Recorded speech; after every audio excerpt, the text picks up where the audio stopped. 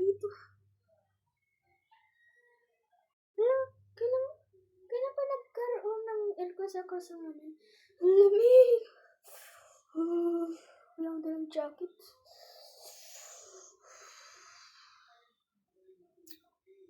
Class, bring out your iPad. Kopyahin nyo yung nasa projector, ha?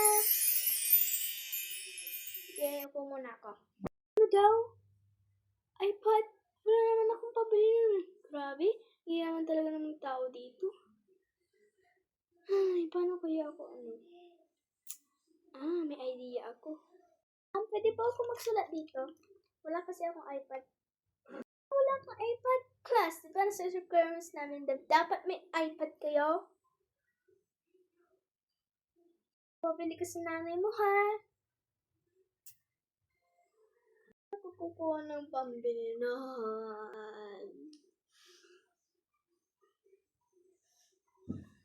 Okay, so, this is muna.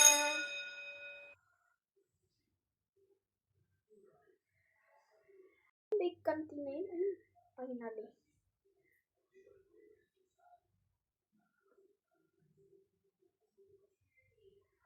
Ate, magkano yung niya, yung biscuit niya, tsaka yun.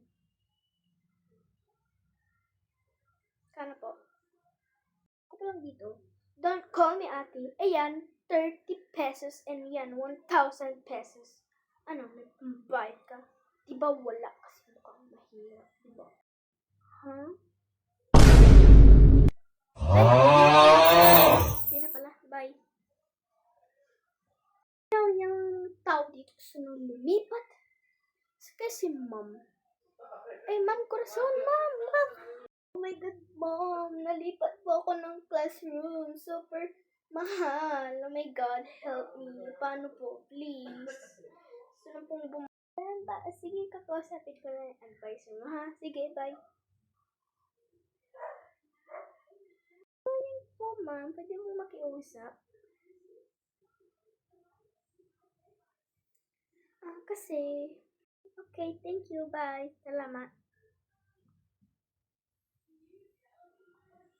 Pwede ka nang bumalik din sa classroom ko, ha? Sige.